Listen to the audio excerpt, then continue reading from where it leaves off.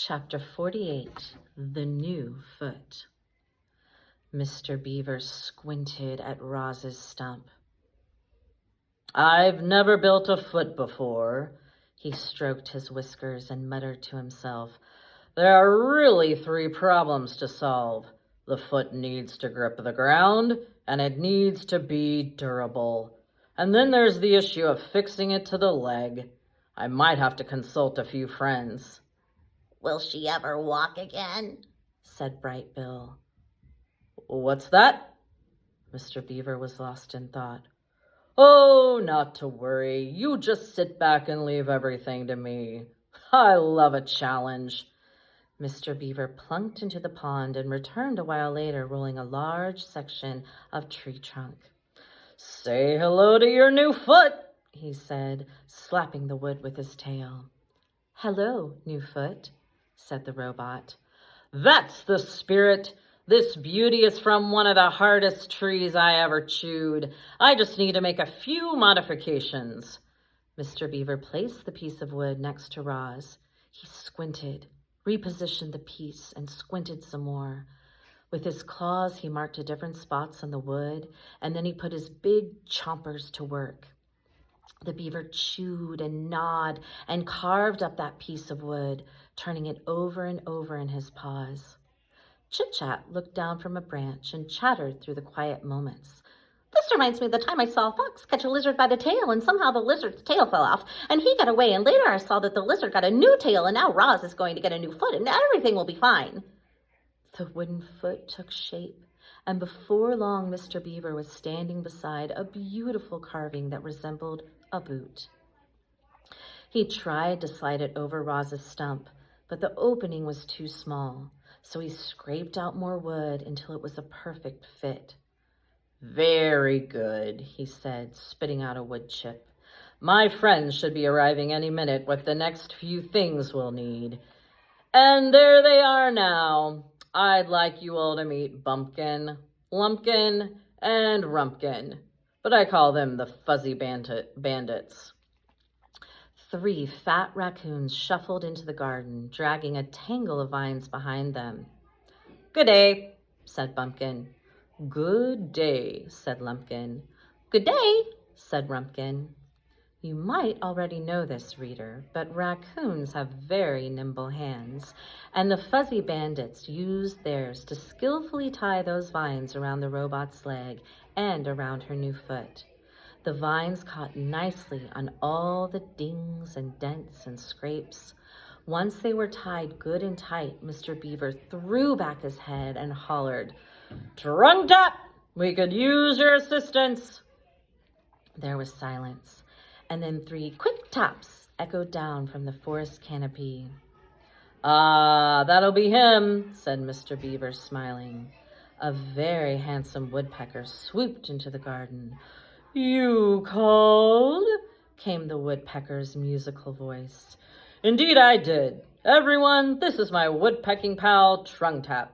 Now, Trunky, we need some tree resin and really sticky stuff. Can you help us out?" "Of course I can," said the woodpecker. "You've got a perfect pine right here." Trunk Tap hopped over to a crusty old pine tree and pecked a few deep holes in the bark.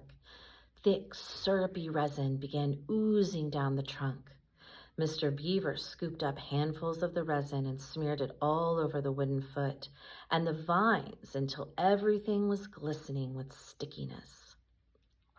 And when the resin dried a short time later, Roz's foot was finished. "This is wonderful," said the robot as she strolled around her garden. "I am as good as new." Mr. Beaver and Trunk Tap and the Fuzzy Bandits went away feeling pretty happy with themselves. They'd done a very nice thing, but it was the first wooden foot any of them had ever made, and within a week the vines were coming undone and the foot was sliding loose, so they returned, determined to get it right. They found even harder wood and even tougher vines. They experimented with resin, heating it by the fire, letting it boil and thicken until it became an indestructible glue. They kept tinkering with their design until finally Roz had herself a wooden foot that she could rely on. Huzzah! Mr. Beaver rapped his knuckles on the new and improved creation. I knew we'd get it right. Roz moved slower than before, and she had a slight limp, but she was back to her old self again, and that was a relief to everyone, especially Bright Bill. Chapter 49, The Flyer. With coaching from his mother, Bright Bill was becoming a truly exceptional flyer. He wasn't the biggest or the strongest, but he was the smartest. You see, he and his mother had started studying the flying techniques of other birds.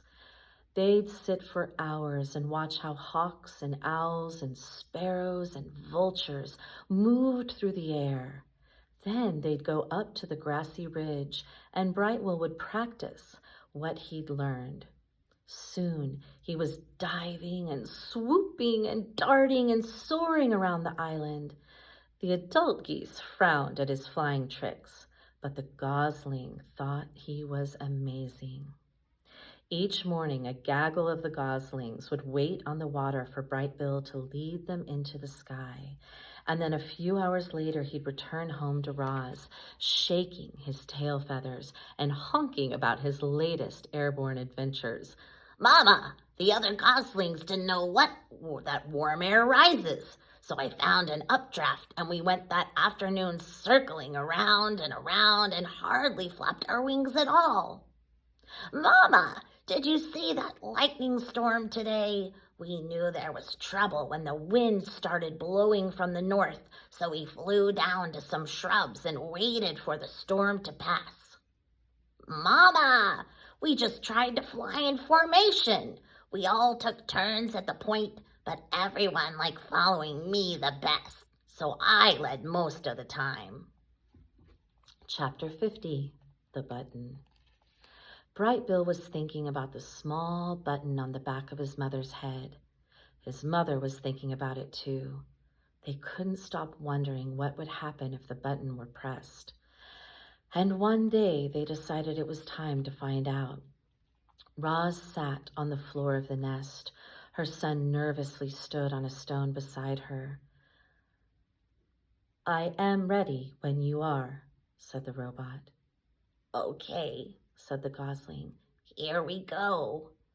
Bright Bill took a deep breath. Click. Roz's body relaxed. Her quiet whirring slowly stopped. Her eyes faded to black. Mama, can you hear me? There was no answer. Bright Bill waddled around and looked at his mother's face. Her strange spark of life had gone out. The gosling had never felt more alone. He was ready to switch her back on, but what if she didn't wake up? What if she woke up different?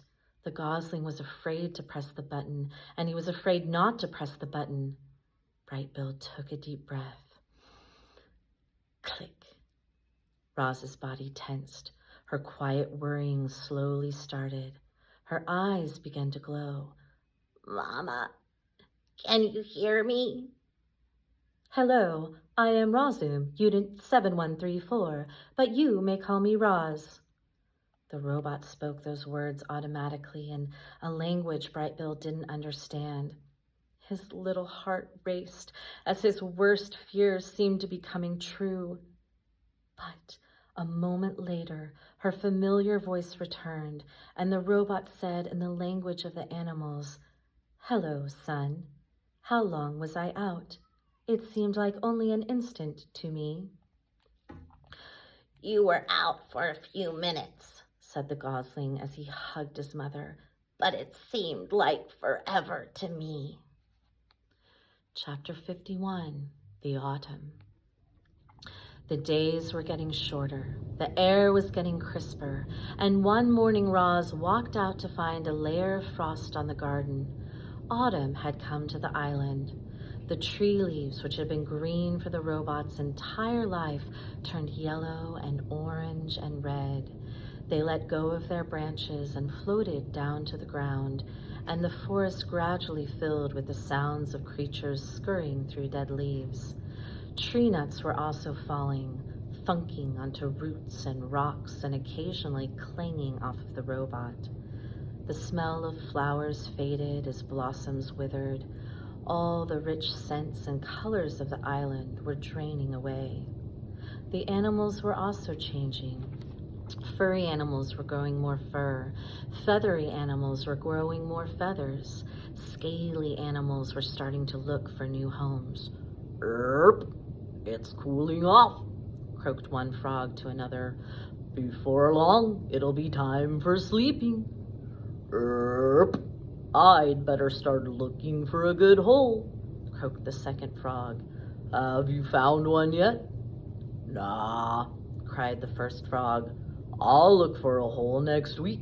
For now, I'm going to enjoy the warm sunlight while it lasts. Erp. Many of the island animals were already thinking about their winter hibernation. Frogs, bees, snakes, and even bears would soon disappear and spend the next few months resting out of sight. And then there were the birds. Some birds, like owls and woodpeckers, would spend the winter nesting and eating the island's few remaining edibles.